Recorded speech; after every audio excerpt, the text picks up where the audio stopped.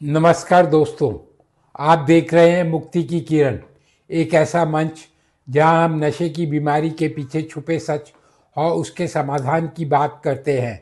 आज का विषय बहुत संवेदनशील है। चाइल्डहुड ट्रॉमा यानी बचपन का मानसिक आघात और उसका नशे से रिश्ता। दोस्तों, अक्सर लोग कहते हैं ये आदमी कमज़ोर है इसलिए नशा करता है, इसमें इच्छा शक्ति नहीं है। लेकिन सच्चाई इससे बहुत अलग है।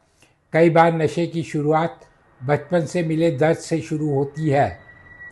ज़रा सोचिए, एक छोटा बच्चा जो डर के माहौल में बड़ा हुआ हो, जिसने रोज़ घर में लड़ाई देखी हो, जिसे बार बार डांटा गया हो, अपमानित किया गया हो या फिर किसी तरह का शारीरिक, भावनात्मक या यौन शोषण झेलना पड़ा हो, उस बच्चे के मन में क्या बनता है? डर, असुरक्षा और सबसे बड़ी गहरी बात, मैं ठीक नहीं हूँ, मुझ में ही कोई कमी है। दोस्तों, यही होता है चाइल्डहुड ट्रॉमा। और याद रखिए, ट्रॉमा सिर्फ बड़ी घटनाओं से नहीं बनता।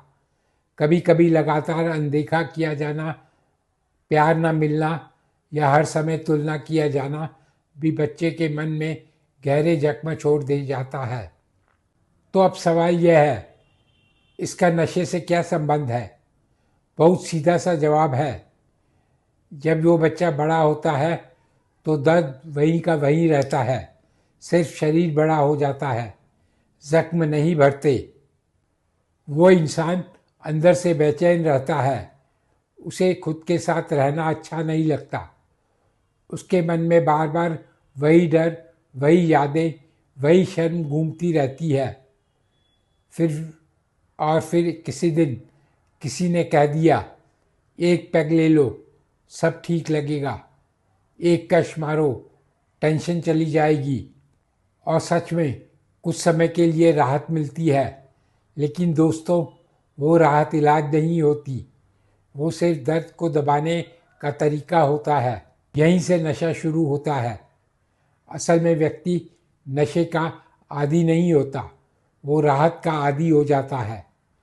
उसे वो कुछ मिनट चाहिए होते हैं जब उसका दिमाग शांत हो जाए, दिल का बोझ हल्का लगे।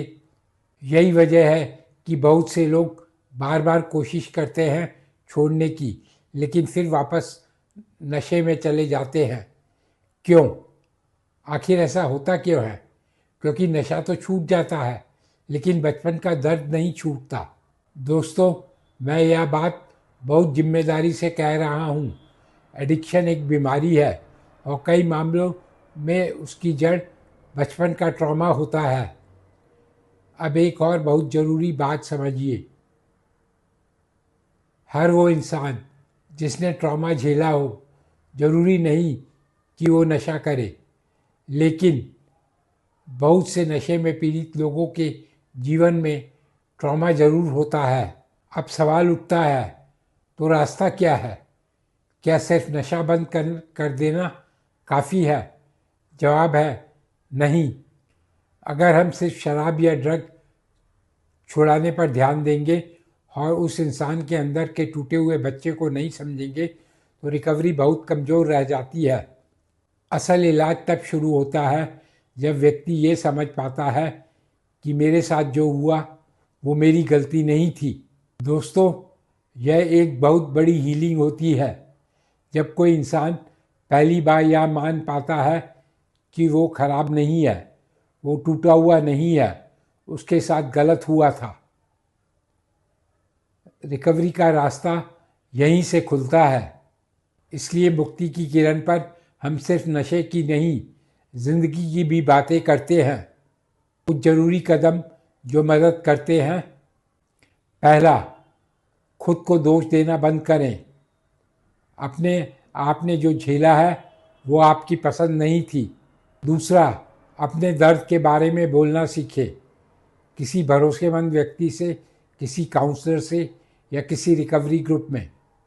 चुप्पी ट्रॉमा को मजबूत बनाती है, बोलना उसे कमज़ोर करता है। तीसरा, सिर्फ नशा छोड़ने पर नहीं, पूरी रिकवरी पर ध्यान दें, यानी भावनात्मक सुधार, सोच में बदलाव और अंदर के डर से सामना। और चौथा, मदद लेने में शर्म ना करें। मैंने एक वीडियो भी बनाया रखा है, it requires courage to ask for help. याद रखिए दोस्तों, बीमारी में इलाज लेना कमज़ोरी नहीं होती। अगर आप ये वीडियो देख रहे हैं और आपके मन में कहीं ये बात चुभ रही है कि मेरे बचपन में भी बहुत कुछ गलत हुआ था, तो शायद मैं भी दर्द से भागने के लिए नशा करता हूँ, तो फिर आप बिल्कुल अकेले नहीं हैं। और सबसे ज़रूरी बात है, इस दर्द से बाहर निकलने का रास्ता, रिकवरी संभव है, ज़िंदगी बदल सकती है। दोस्तों, मुक्ति की किरण का मकसद यही है, आप तक यह उम्मीद पहुंचाना कि नशा आपकी पहचान नहीं बने, आपका अतीत आपका भविष्य तय नहीं कर सकता। अगर आप चाहते हैं कि आपका या आपके किसी अपने को इस बीमारी से बाहर निकलने का रास्ता मिले, तो इस वीडियो को शेयर कीजिए और कमेंट में लिखिए, मुझे समाधान चाहिए। हम ज़रूर आपसे जुड़ने की कोशिश करेंगे। मैं हूं आपका साथी संजय प्रभाकर और आप देख रहे हैं मुक्ति की किरण।